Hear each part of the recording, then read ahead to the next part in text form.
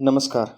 TAT secondary મેઇન્સની તૈયારી કરતા હિન્દી વિષયના એસ્પિરન્ટ્સ મિત્રો, સ્વાગત છે તમારું આપણી પોતાની ચેનલ વિદ્યાસંકુલ ગુજરાતીમાં. માફ કરજો, ગઈકાલે ટેકનિકલ ઇસ્યુના કારણે વોઇસ આવી શક્યો નહોતો, એ બદલ અમે માફી ચાહીએ છીએ. આજે આપણે એ જ લેક્ચર રિપીટેડ કન્ટિન્યુ કરીએ છીએ, વિભાગ બી, પદ્ય વિભાગ. તો ફટાફટ તમે કોમેન્ટ સેક્શનની અંદર #એજસર કોમેન્ટ આપો, વિડીયોને લાઇક કરો. સાથે સાથે આજે તમને ટેલિગ્રામ ચેનલમાં PDF પણ મળી ગઈ હશે.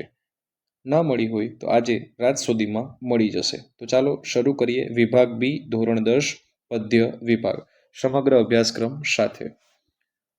મિત્રો, અહીંયા તમારે निम्नलिखित प्रश्नों के नीचे दिए गए विकल्पों में से सही विकल्प चुनकर उत्तर लिखिए. भक्त धागा है तो प्रभु क्या है? प्रभु मोती है. कालिंदी कौन सी नदी का नाम है? यमुना नदी का. किनके साथ बैठकर मीरा ने लोक लाज खोई? साधु संग. गीता का ज्ञान किसने किया था? अर्जुन ने.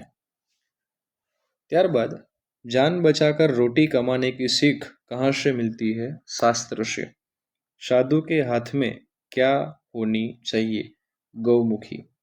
જુઓ હિન્દી વિષયના વિદ્યાર્થી મિત્રો, આમ તો તમારી પ્રશ્ન બેંક લગભગ ક્યાંય અવેલેબલ નથી. અગાઉના લેક્ચરમાં મેં કીધું એ પ્રમાણે આ 2021 ના સમયની PDF છે. તો એક વખત તમે સિલેબસ મેં ક્રોસ વેરીફાઈ કર્યો છે, ઓલમોસ્ટ બધું સેમ છે.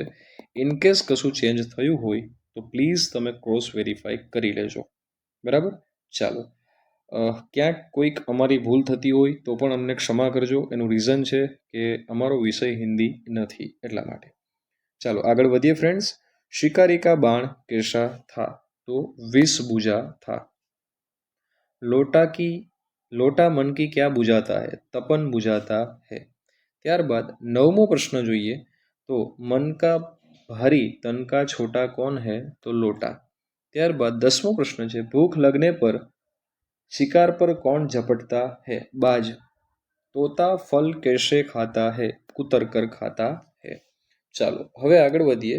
सही विकल्प चुनकर रिक्त स्थानों की पूर्ति कीजिए. तो एनी अंदर भक्त धागा है तो हमणा आपणे जोयुं प्रभु मोती है. प्रभु बादल है तो भक्त मोर है. गोपी गले में गूंजों की माला पहनना चाहती है. ત્યારબાદ कालिंदी नदी का दूसरा नाम यमुना नदी है. ત્યારબાદ सत की नाव के खेवनहार सदगुरु है. ચાલો ત્યારબાદ मीरा नारायण की दासी बन गई. तापस शु कुमारी बनी शीला बन गई. कुत्ते और खरहे की दौड़ खेत में जारी है. खरहा घने झुरमुट में रहता था. ત્યારબાદ साधु बाहर से नम्र होना चाहिए. तर्क का भय दम्भी साधु को रहता है. माफ करना. शिकारी का बाण विष बुझा था. સાથે સાથે મિત્રો, અમુક મિત્રોની કોમેન્ટ્સ હતી કે અમને IMP પ્રશ્નો આપો. તો મિત્રો, તમે આ પ્રશ્ન બેંકનો પાર્ટ 1 જોયો હશે તો તમને ખ્યાલ હશે કે એમાં જે પ્રશ્નો આવે છે તેમાં પાછળ આપણે IMP તથા મોસ્ટ IMP એવું લખેલું જ છે. એનો મતલબ કે તમને IMP અને મોસ્ટ IMP પ્રશ્નોનું લિસ્ટ ઓલરેડી આપણે ગદ્ય વિભાગમાં આપી દીધું છે. હવે આપણે પદ્ય વિભાગ ભણીએ છીએ. ત્યારબાદ સેક્શન C વ્યાકરણ વિભાગ લાવીશું, એમાં પણ એ આવશે. અને દેન આફ્ટર આપણે સેક્શન D લાવીશું તો એમાં પણ એવું બધું આવશે.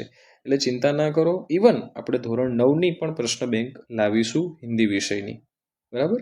ચાલો, એટલે તમે અંત સુધી જોડાયેલા રહેજો, તમને બધું જ મળી રહેશે, ચિંતા બિલકુલ ના કરતા. ચાલો આગળ વધીએ. પેડ પર શિકારીને आहत ढाती थी. ચાલો ત્યારબાદ 14મો પ્રશ્ન છે, ઢોલ કે બોલ शादी के समय मीठे लगते हैं. ત્યારબાદનો પ્રશ્ન છે, લોટા मन का भारी तन का छोटा है. ત્યારબાદનો પ્રશ્ન છે, सांप फन उठाता है. भूख लगने पर बाज जोर से शिकार झपटता है.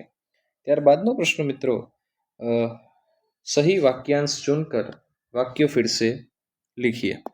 तो चलो शुरू करिए। सोने का महत्व सुहागा मिलने से बढ़ता है। लकुटी लेकर रसखान कृष्ण की भांति वन में भटकते हुए गाये चराना चाहते हैं। ત્યારબાદ ત્રીજા નંબરનો પ્રશ્ન છે, મીરાબાઈ ने अपने सदगुरु की कृपा से राम रतन धन पाया। ત્યારબાદ शांति निकेतन शांतियुक्त या शांतिदायक गृह है। पांचमो प्रश्न है, खरहा अपनी जान बचाने के लिए भाग रहा था। छठो प्रश्न है मित्रों, साधु बाहर से नम्र दिखते हैं। सातमो प्रश्न है, पहलियो मुकरियों को रचनाकर अमीर खुसरो है। पहलियों और मुकरियों के रचनाकर कौन है? अमीर खुसरो है। आठमो प्रश्न है, भूख से लड़ता हुआ प्राणी कवि को सुंदर दिखता है। ચાલો મિત્રો, લાઇક કરવાની બાકી હોય તો ફટાફટ લાઇક કરી આપો. હિન્દીવાળા મિત્રો ઘણા બધા તમારો રિસ્પોન્સ સારો છે, બરાબર, અને તમારી લાગણીને જ માન આપીને આપણે આ બધું હિન્દી લાવ્યા છે. બાકી આપણી ચેનલ પર તમે જોશો તો હિન્દી વિષય માટે એક પણ લેક્ચર મુકાયેલો નથી, સિવાય કે ટાટ સેકન્ડરીમાં આ બીજો લેક્ચર હું બનાવી રહ્યો છું. ઓકે, ચાલો. કલધોત के धाम का अर्थ होता है सोने का राजमहल। 8 सिद्धि और 9 निधि का सुख प्राप्त होता है नंद की धेनु चराने में। लोमड़ी क्या देख रही थी? कुत्ते का खरहे के पीछे दौड़ना। 7मो प्रश्न है, 12मो प्रश्न माफ करजो, साधु उपदेश के लिए झोपड़ी शहर से दूर किसी बगीचा में बनाते हैं। ત્યારબાદ दिनकर जी किसका उपनाम है? रामधारी सिंह का, रामधारी सिंह। ચાલો, ત્યારબાદ જો અહીંયા દેખાતું હશે તમને આઈએમપી અને મોસ્ટ આઈએમપી પ્રશ્નોનું લિસ્ટ, બરાબર. ચાલો ફટાફટ તમે મને કોમેન્ટ સેક્શનમાં જણાવો કે હમણાં જ આપણે ઉપર જોઈ ગયા પ્રભુજી બાદલ હે તો કવિ ક્યા હે, અને બીજો પ્રશ્ન કવિ ધાગા હે તો પ્રભુ ક્યા હે. આ બંનેના તમારે જવાબ મને કોમેન્ટ સેક્શનમાં આપવાના છે.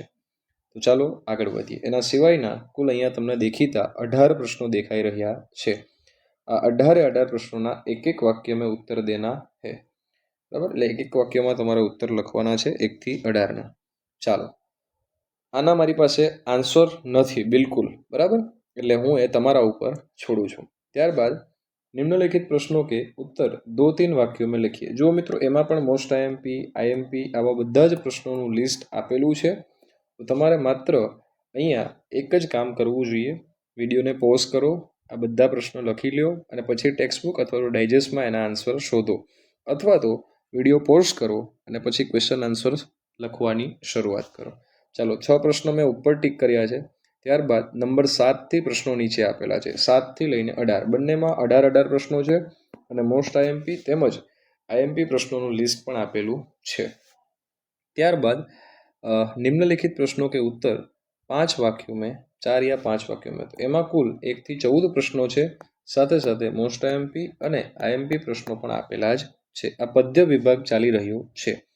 પછી અમુક પંક્તિઓ આપી છે નીચે, અને એ પંક્તિઓ તમારે આશય સ્પષ્ટ કરવાનો છે. અને એમાં પણ મિત્રો જોઈ શકો છો કે આઈએમપી અને મોસ્ટ આઈએમપી પંક્તિઓ આપેલી છે, બરાબર. વહ વસુદેવ બના કુટુંબકમ, બરાબર. ચાલો, અને અંતે 7મો જે પ્રશ્ન છે એ પણ અહીંયા આપેલો છે, 7મી પંક્તિ એનો આશય. તો મિત્રો આપણે આ લેક્ચરને અહીંયા સંપૂર્ણ કરીએ છીએ. નેક્સ્ટ લેક્ચરની અંદર આપણે વિભાગ સી જે તમને દેખાઈ